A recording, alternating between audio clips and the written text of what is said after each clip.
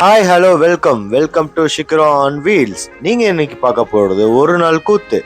என்னடா இவன் க்ளவுஸை போட்டுக்கின்னு எங்கேயோ வெளியே ரொம்ப தூரம் போகிறான்னு நினைக்கிறீங்களோ?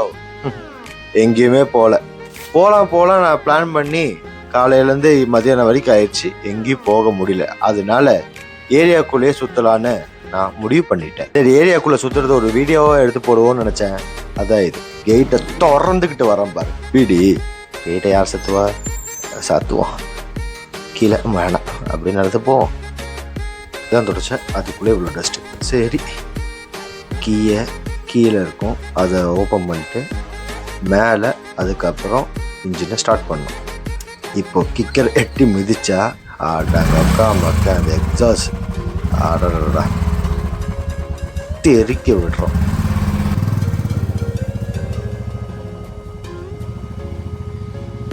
இன்னைக்கு பாப்பாவை கூட்டிகிட்டு போவேன். நான் தனியாக போய் வீட்டு எடுத்து வரலாம் தான் நினச்சேன்.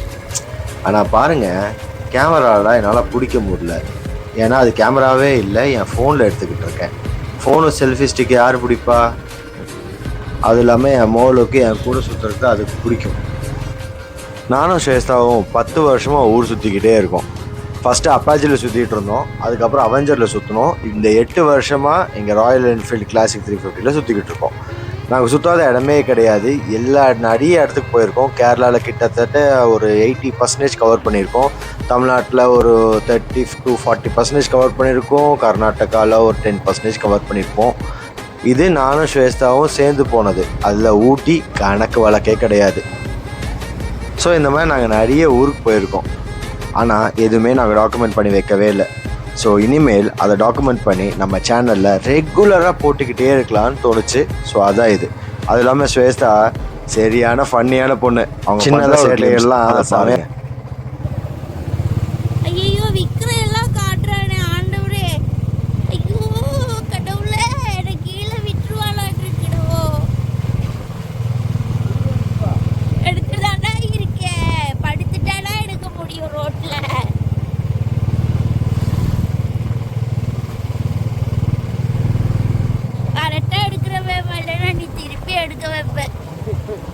இப்படிதான் மனசில் எதுவும் வச்சுக்க மாட்டாங்க. ஜாலியாக பேசிக்கிட்டே போயிட்டுருப்பாங்க.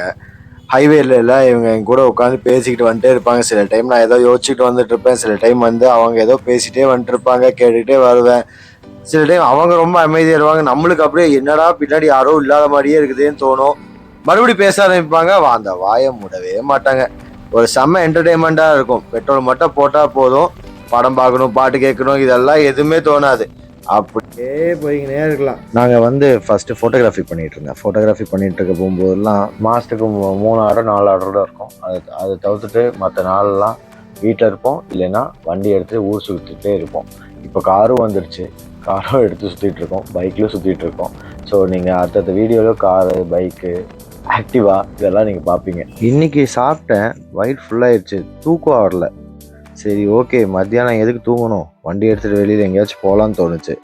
சரி, போகும்போது சரி ஏரியாக்குள்ளேயே சுற்றலாம். ஏன்னா காலையிலேருந்து பிளான் பண்ணி எங்கேயும் போகலையா, முன்னாடியே சொன்ன மாதிரி. சரி, வண்டி எடுத்துகிட்டு அப்படி போகலான்னு தோணுச்சு. ஸோ இதுதான் எங்கள் ஏரியா. நாங்கள் இருக்கிற இடம் இங்கே இந்த மாதிரி தான் இருக்கும். நிறைய இடத்துல ஃப்ளாட்ஸ் இருக்குது, நிறைய இடத்துல பில்டிங் கட்டிக்கிட்டு இருக்காங்க. நான் சின்ன பையனாக இருக்க போகும்போது இந்த இடம்லாம் ஃபுல் கிரவுண்டு.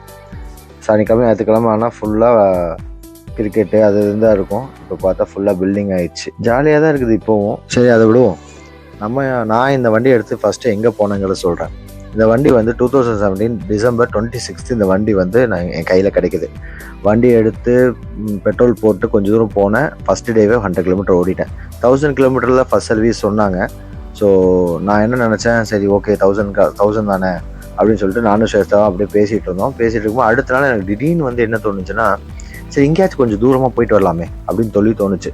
ஸ்வேஸ்தாகிட்டே சொன்னேன். சரி ஓகே அப்படின்னு சொன்னோடனே ஹெல்மெட் போட்டு நாங்கள் வண்டியை ஸ்டார்ட் பண்ணிட்டு கிளம்பி ஃபஸ்ட்டு எங்கள் வீடு வடவழியிலேருந்து நாங்கள் கணுவாய் போனோம். கணுவாயிலேருந்து ஆனைக்கட்டி போனோம். சரி, ஆனைக்கட்டியில் போய் ஒரு டீ குடிச்சு ரிட்டர்ன் ஆகிடலாமான்னு தோணுச்சு. சரி, இன்னும் கொஞ்சம் போய் பார்க்கலாமே, ஏன்னா புது வண்டியில் கொஞ்சம் ஸ்பீடாக போய் பார்க்கலாம், அப்படி இப்படி போய் பார்க்கலாம், இதெல்லாம் தோணுச்சு. சரி, வண்டி எடுத்துகிட்டு மறுபடியும் ஆனைக்கட்டி அந்த ஹில்ஸ் எல்லாம் ஏற்றி இறக்கி பார்த்தா மன்னார்காடு வந்துருச்சு. மன்னார்காடு எங்கே இருக்குன்னா கேரளா. ஸோ மன்னார்காடு வந்தோடனே எனக்கு பார்த்தா மேலே போர்டு கோழிக்கோடு. கோழிக்கோடு. அங்கே தான் ஸ்வேதா படித்தாங்க. நிறைய நல்ல மெமரிஸ்லாம் அங்கே இருக்குதுன்னு என்கிட்ட சொல்லியிருக்காங்க. ரொம்ப ரொம்ப டைம் சொல்லியிருக்காங்க. சரி அங்கேயே போகக்கூடாது, சர்ப்ரைஸாக கூப்பிட்டு போயிடலாம்னு சொல்லி கூப்பிட்டு போயிட்டேன். அங்கே போன உடனே நம்ம கோழிக்கோடு போகிறோமா அவங்களுக்கு ஒரே சந்தோஷம். ஸோ அந்த இடத்துக்கு போன உடனே அவங்க இருந்து படித்த இடம் வந்து அங்கேருந்து அரௌண்ட் ஒரு 15-20 கிலோமீட்டர்ஸ். அந்த 20 கிலோமீட்டர்ஸும் தாண்டி அந்த இடத்துக்கு போன உடனே அவங்களுக்கு அவ்வளோ சந்தோஷம். அந்த ஸ்கூலு, அந்த ஹாஸ்டல், அவங்க ஸ்டே பண்ண ஹாஸ்டல், ஸோ இதெல்லாம் பார்த்துட்டு ரொம்ப ஹாப்பியாக அந்த இடத்த ரொம்ப சுற்றி பார்த்துட்டே இருந்துட்டு அதுக்கப்புறம் ரொம்ப சந்தோஷமாக இருந்தாங்க. அவங்க வண்டியில் ஏறினாலே ரொம்ப சந்தோஷப்பட்டுருவாங்க, சிரிச்சுக்கிட்டே இருப்பாங்க. ஸோ அங்கே போனோன்னா இன்னும் ஹாப்பி ஆயிடுச்சு அவங்களுக்கு. ஸோ அங்கேருந்து ரிட்டர்ன் கிளம்பி வந்துக்கிட்டு இருந்தோம். ஸோ வந்துக்கிட்டு இருக்க போகும்போது அவங்க அவ்வளோ சந்தோஷமாக வந்தாங்க. கொஞ்சம் நேரம் அப்படியே வந்துட்டு இருந்தோம். அதுக்கப்புறம் அங்கே வந்து இந்த ஸ்நாக்ஸ் ஐட்டம்ஸ்லாம் சூப்பராக இருக்கும் கோழிக்கோட்டில். ஸோ அந்த ஸ்நாக்ஸ் ஐட்டம்ஸ்லாம் சாப்பிட்டுட்டு கொஞ்ச நேரம் பீச்சில் எல்லாம் உட்காந்துட்டு ஸோ அதுக்கப்புறம் நாங்கள் கிளம்பி கோயம்புத்தூர் வந்து வர ஆரம்பித்தோம். அது ஒரு 8 o'clock வண்டி எடுத்தோம். ஸோ இப்போ வந்து ஆனைக்கட்டி வழியாக வந்துட்டோம் இல்லையா. ஸோ பாலக்காடு வழியாக நம்ம வந்து இப்போ கோயம்புத்தூர் போயிடலாம்னு சொல்லி அங்கேருந்து கிளம்பி பாலக்காடு வழியாக போயிட்டுருந்தோம். நைட்டு போயிட்டுருக்க போகும்போது திடீர்னு எங்களுக்கு வந்து, ஏன்னா வண்டி இப்போ வாங்கின புதுசு இல்லையா, சீட்டெல்லாம் வந்து கரெக்டாக அதுக்கேற்ற மாதிரி இருக்காது. அது பழைய புல்லட்டுக்கு போகும்போது 2017 மாடல் புல்லட்டுக்கு போகும்போது சீட்டெல்லாம் அப்படி வலிக்கும், பின்னான்னு வலிக்கும். ஸோ ஒரு இடத்துல நிப்பாட்டி போய் ஸோ வாழையாரில் ஒரு நல்ல டீ கடை இருந்துருக்கு. அந்த டீ கடையில் நின்று குடிச்சிட்டு பேக் பெயினாக தாங்க முடியல அந்த டைமில். இந்த வண்டி எடுத்து 2வது நாள் அந்த சீட்டும் எங்களுக்கு கம்ஃபர்டபுளாக உட்காரல. ஏன்னா அதுக்கு முன்னாடி ஓட்டிகிட்டு இருந்தது அப்பாச்சியும் அவெஞ்சர் 220 க்ரூஸும். ஸோ அதில் இருந்த கம்ஃபர்ட்டும் இதில் இல்லை. அது என்னடா இதை வச்சுட்டு இது ஹிமாலயெல்லாம் போகிறாங்களே, நம்மளால இங்கேருந்து கோழிக்கோடு கூட போக முடியலன்னு தோணுச்சு. ஸோ அந்த சீட்டு பழகிறக்கே ரொம்ப நாள் ஆயிடுச்சு. ஸோ அந்த சீட்டு பழகி இட்டு போய் அதுக்கப்புறம் வேறு சீட்டு நான் போட்டு இந்த சீட்டு பயங்கர கம்ஃபர்ட்டாக இருக்கும். ஸோ நம்ம மறுபடியும் அங்கே போயிடலாம். ஸோ அங்கேருந்து வாழையாறுலேருந்து அதுக்கப்புறம் வண்டி எடுத்துகிட்டு வீட்டுக்கு வந்தோடனே ஒரு சந்தோஷம் என்னென்னா, அவங்களுக்கு அந்த கோழிக்கோடில் அவங்க இருந்த இடத்துக்கு அவங்க போய் பார்த்தாங்க. அது ஒரு சந்தோஷம். வண்டி நான் ரொம்ப நாள் கழித்து கோழிக்கோடு வரைக்கும் நான் வண்டியை சோலோவாக ஓட்டிட்டு போயிட்டு வந்தது எனக்கு ஒரு சந்தோஷம். ஸோ 3வது நாள் நான் வண்டியை கொண்டு போய் சர்வீஸ் விட்டேன்.